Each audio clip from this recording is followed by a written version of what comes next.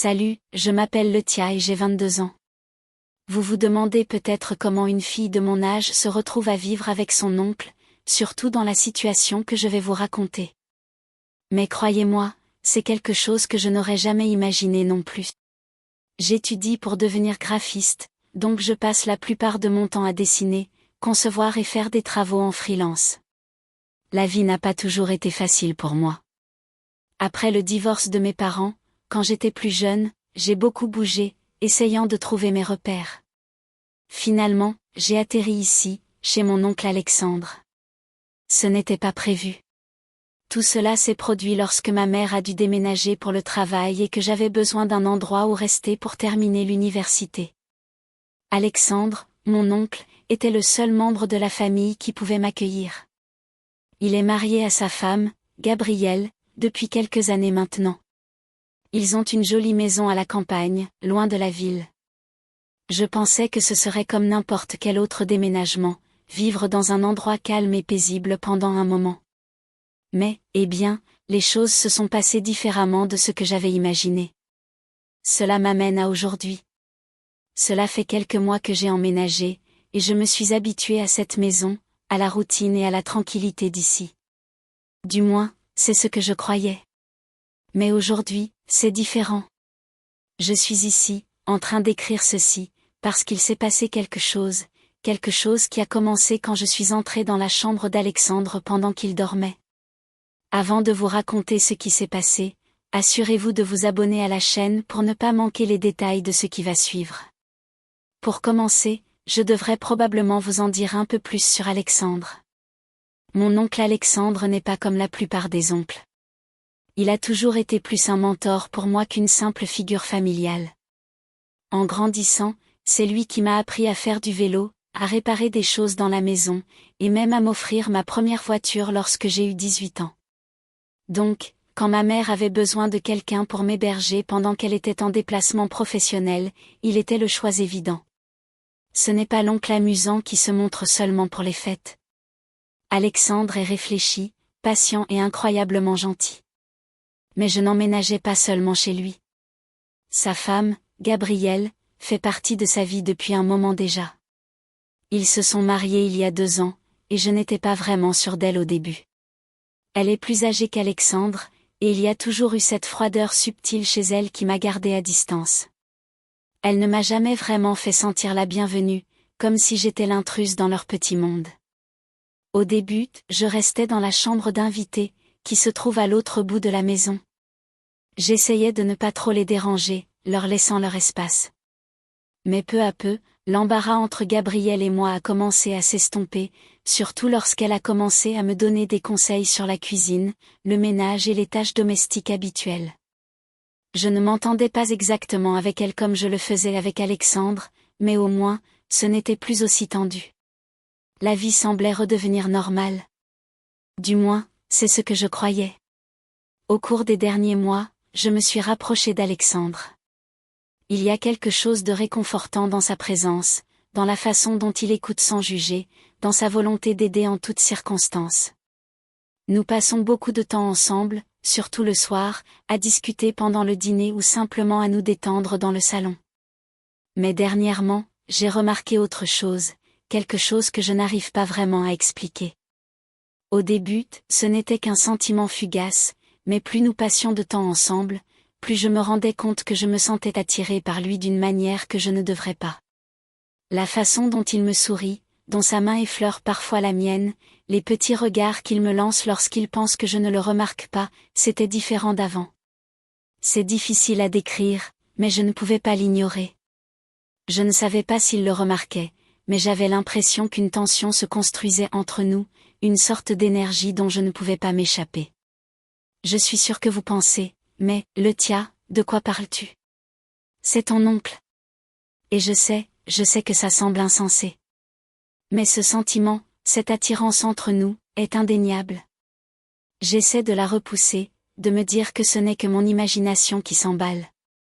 Mais chaque fois que nous sommes seuls ensemble, l'air semble devenir plus lourd, comme s'il y avait un fil invisible qui nous tirait l'un vers l'autre. Cela nous amène à aujourd'hui. Après le dîner, Je travaillais sur un projet dans ma chambre lorsque j'ai entendu des pas dans le couloir. Alexandre avait dormi pendant des heures, et Gabrielle n'était pas à la maison. Elle était sortie avec des amis, nous laissant seuls pour la soirée. Au début, je n'y ai pas vraiment prêté attention. Mais ensuite, j'ai entendu la porte de sa chambre s'ouvrir, et je me suis figée. Il y a eu un moment d'hésitation de ma part. Je ne savais pas si je devais entrer ou simplement le laisser se reposer. Mais j'étais curieuse. J'avais envie de le voir, de lui parler. Peut-être était-ce cette tension non dite qui m'attirait vers lui. J'ai poussé la porte discrètement, essayant de ne pas le déranger.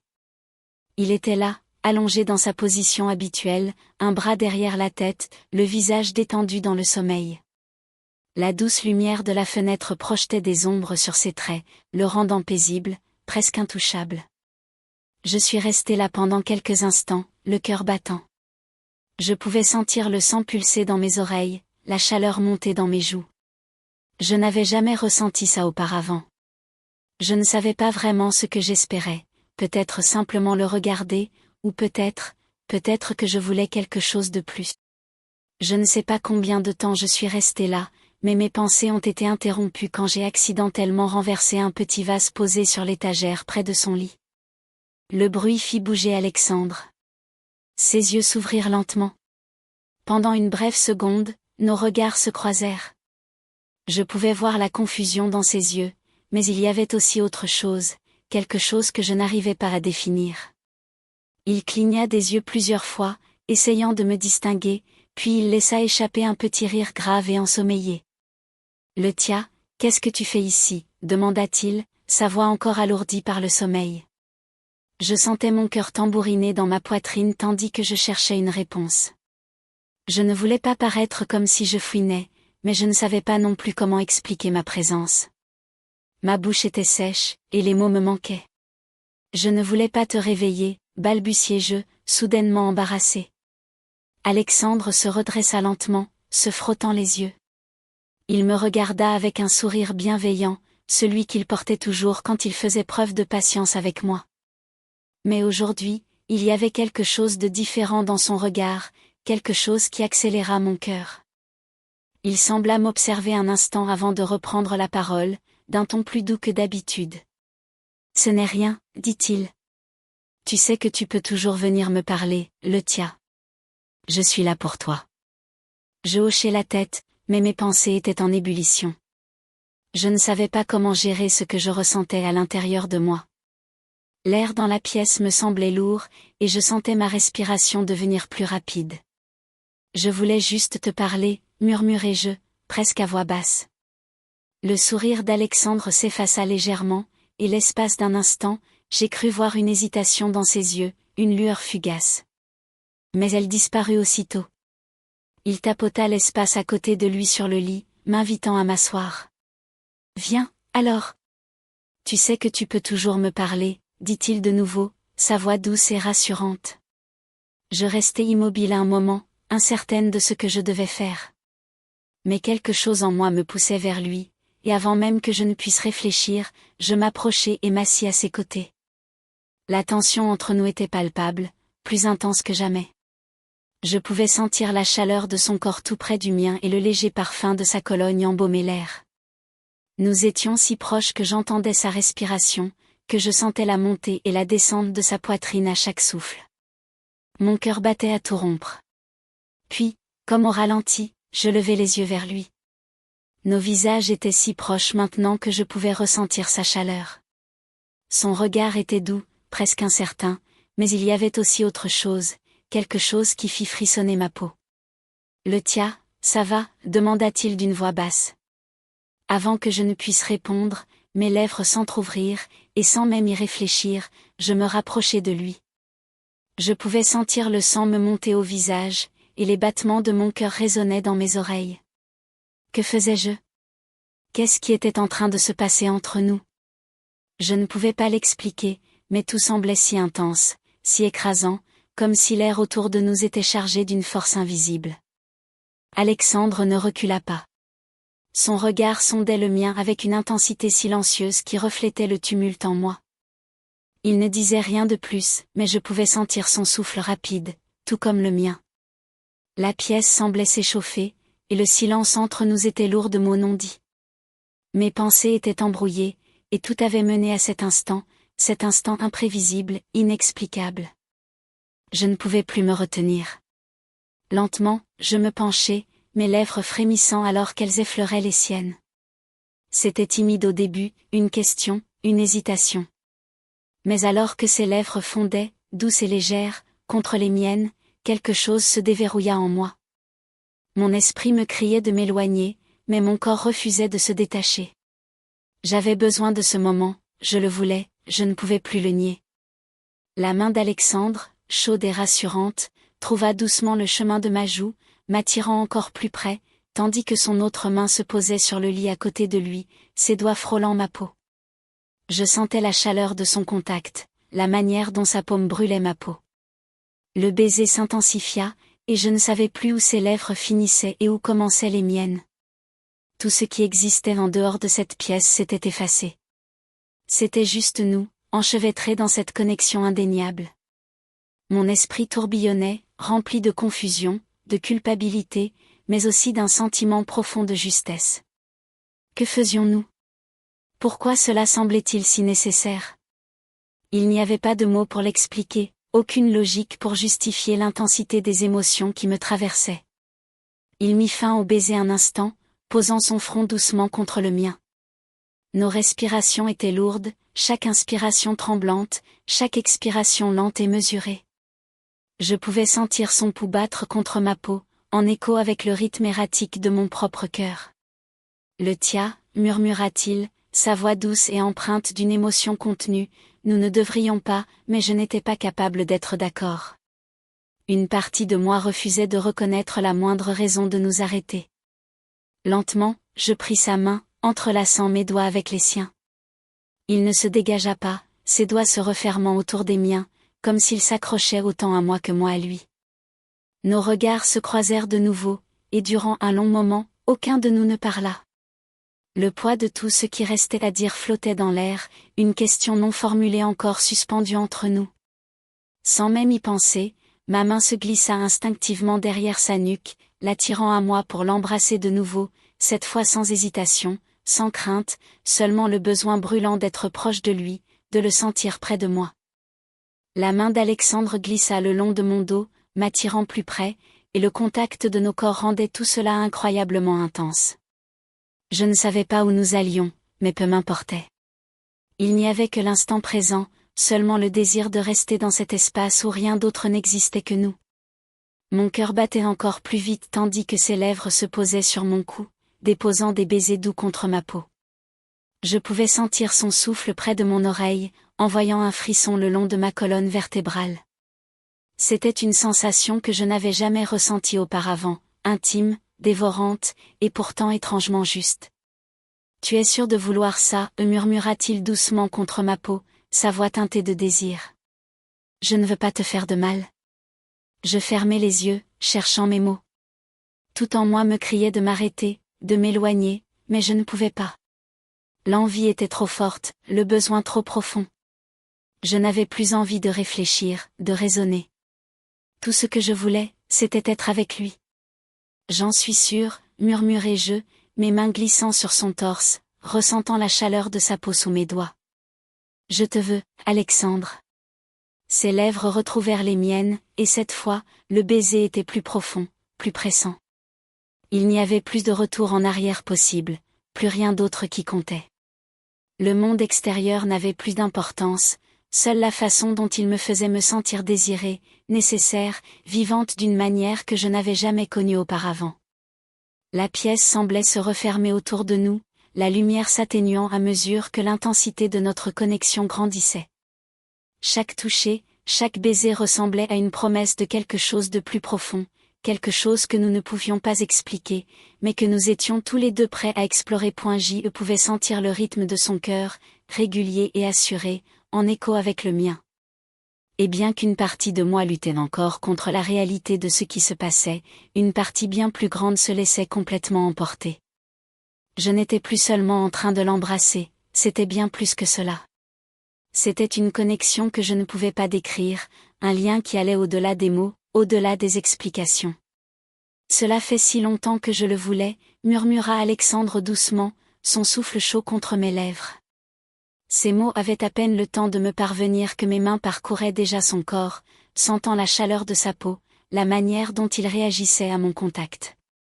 Mais il n'y avait plus de marche arrière, seulement cette attraction irrépressible entre nous, la façon dont nous étions attirés l'un vers l'autre d'une manière que nous n'aurions jamais pu anticiper. Le temps semblait s'arrêter alors que nous nous perdions l'un dans l'autre, dans le rythme silencieux de nos baisers, la chaleur de nos gestes. Pour la première fois, tout semblait juste. Dans le calme immobile de la pièce, nous n'étions plus oncle et nièce, mais simplement deux personnes liées par quelque chose de plus profond, de bien plus intense que tout ce que j'avais pu connaître jusque-là. L'air entre Alexandre et moi était chargé de tension. Aucun de nous ne bougeait, aucun de nous ne parlait. Le silence fut tout à coup brisé par le bruit de la porte d'entrée qui s'ouvrait en bas. Nous nous figeâmes instantanément. Mon cœur s'emballa tandis que je me reculais rapidement d'Alexandre. La panique me submergeait. Que venions-nous de faire? Qu'est-ce qui était en train de se passer entre nous? La culpabilité m'envahissait, mais elle se mêlait à un désir que je ne pouvais ignorer. Je sentais son poids en moi, ce tiraillement entre ce que nous venions de partager et la réalité dans laquelle nous étions maintenant embourbés, pris dans quelque chose dont il serait difficile de se libérer. Alexandre ne bougea pas immédiatement. Son regard restait fixé sur moi, son expression indéchiffrable. Je pouvais sentir la chaleur entre nous, la proximité qui ne s'était pas encore dissipée. Le tia, murmura-t-il, sa voix empreinte d'émotion. Mais avant qu'il ne puisse en dire plus, le son des pas montait déjà les escaliers. Alexandre! La voix, que je reconnus instantanément, me glaça. Mon cœur se serra, et mon estomac se noua. C'était Gabriel. Je me levai précipitamment du lit, respirant difficilement et cherchant un moyen de faire face à ce que nous venions de faire. Mon esprit tournait dans toutes les directions, cherchant une explication qui pourrait donner un sens à cette situation. La porte de la chambre d'Alexandre s'ouvrit en grinçant, et là, dans l'embrasure, se tenait Gabriel, une expression de surprise sur le visage. Son regard passait d'Alexandre à moi, la confusion se lisant dans ses yeux alors qu'elle tentait de comprendre la scène qui se déroulait sous ses yeux. Le tia, Alexandre, qu'est-ce qui se passe ici? Demanda-t-elle, sa voix teintée d'incertitude, mais aussi d'une intuition subtile, comme si elle percevait qu'il y avait quelque chose qui n'allait pas. Je sentis le sang quitter mon visage. La présence de Gabriel ressemblait à une douche froide, faisant soudainement tout paraître profondément incorrect. Il n'y avait aucun moyen d'expliquer cela, aucune justification pour ce qui venait de se passer entre Alexandre et moi. Ma gorge se serra, et je luttais pour trouver mes mots. Nous. Bégayai-je, ne sachant pas quoi dire. Alexandre, assis sur le lit, affichait un visage impassible, tout aussi perdu que moi, cherchant des réponses sans savoir comment les formuler. Gabriel posa son regard sur lui, puis sur moi, et dans ce silence chargé, il y avait une compréhension implicite, une chose que nous n'étions pas prêts à affronter. C'était comme si, dans ce moment unique, tout avait changé. Gabriel semblait comprendre qu'il se passait quelque chose qui n'aurait jamais dû exister. Ce qui me surprit, cependant, ce fut la réaction de Gabriel. Au lieu de colère ou de déception, je vis une profonde tristesse dans ses yeux, quelque chose de calme et pourtant déstabilisant. Elle entra dans la pièce, refermant doucement la porte derrière elle, et sa présence imposait une certaine gravité. « Le tia, il faut que tu comprennes quelque chose, » dit-elle d'une voix étonnamment douce. « Il y a plus que ce que vous ne réalisez, plus que ce que vous pouvez comprendre pour l'instant. » Je la regardais, envahie par la confusion. Que voulait-elle dire? Qu'est-ce que cela impliquait? Le silence qui suivit rendit l'atmosphère encore plus lourde, et les paroles de Gabriel semblaient laisser une marque sur nous deux, nous plongeant dans une réflexion douloureuse. Quand elle quitta la pièce, le poids de ses mots restait suspendu entre Alexandre et moi. Sa réaction, loin de nous rejeter, nous avait laissé avec une impression inattendue, un semblant d'espoir. Je lançai un regard à Alexandre, dont le visage était marqué par un mélange de culpabilité, de confusion et d'une autre émotion que je n'arrivais pas à cerner. Il évitait mon regard, ses mains se frottant nerveusement l'une contre l'autre, visiblement submergées par le poids de ce qui venait de se passer. Je savais qu'Alexandre ressentait l'impact de ce moment, la manière dont nos vies s'étaient entrelacées de la façon la plus inattendue et complexe possible. Mais plus j'y pensais, plus je réalisais que rien de tout cela n'avait été prémédité. Les événements avaient pris une tournure qui nous échappait, que nous ne pouvions contrôler. La seule certitude que j'avais, c'était que nous ne pouvions plus ignorer ce qui s'était passé. Nous ne pouvions pas prétendre que rien n'avait eu lieu. Gabriel avait raison sur un point, ses sentiments, cette confusion, devaient être affrontés, examinés, pour que nous puissions comprendre. Alexandre, murmurai-je, la voix tremblante, que devons-nous faire maintenant? Il leva les yeux vers moi, son regard rempli d'un tourbillon d'émotions. Je ne sais pas, Letia, répondit-il honnêtement. Je ne sais pas ce que je devrais ressentir, ni ce que je devrais penser. Je ne sais pas si je dois être en colère, honteux, ou si j'ai le droit de ressentir quoi que ce soit. Sa voix se brisait sous le poids de la vulnérabilité, et j'entendais la lutte interne qui se jouait en lui. Il était partagé entre cette connexion profonde que nous avions partagée et la loyauté envers Gabrielle, sa femme, ma tante. Ce n'était pas une situation qui se résoudrait en une seule conversation. Ce n'était pas si simple. Je pris une profonde inspiration et m'avançai vers lui, réduisant la distance entre nous, hésitante mais déterminée. Je ne pense pas que nous allons tout résoudre maintenant, dis-je doucement, mais je crois que nous devons être honnêtes l'un envers l'autre. Cette situation est bien trop compliquée pour qu'on l'ignore. Alexandre hocha lentement la tête, son expression sérieuse mais dénuée de colère. Oui, je sais. C'est juste, je ne sais même pas par où commencer. Je fis un pas de plus vers lui, mon cœur battant la chamade, mais ma voix restait ferme. On commence en admettant ce qui s'est passé, ce que nous avons ressenti, et ce que nous ressentons encore. Ensuite, on pourra voir où cela nous mène. Il hocha de nouveau la tête, son visage s'adoucissant légèrement. Ça ne va pas être facile, Letia, mais je veux comprendre. Je veux comprendre ce qui se passe entre nous. Je pris sa main, et ce contact, à la fois réconfortant et chargé d'émotion, semblait contenir tout ce que nous n'osions pas encore dire. Je n'ai pas toutes les réponses, Alexandre. Je ne sais pas ce qui nous attend, mais je ne veux plus fuir. Pas cette fois. Nous restâmes un moment dans le silence, chacun perdu dans ses pensées, tentant de démêler la complexité de la situation. Il n'y avait pas de chemin clair devant nous, pas de solution évidente. Mais les mots de Gabrielle nous avaient laissé un semblant de corde de secours. Elle nous avait offert la liberté d'affronter cette situation ensemble, d'affronter cet enchevêtrement de sentiments qui nous avait pris au piège. Je regardai de nouveau Alexandre. Nos regards se croisèrent, et dans ce moment précis, je sus que, quoi qu'il arrive ensuite, nous allions aborder cela avec sincérité.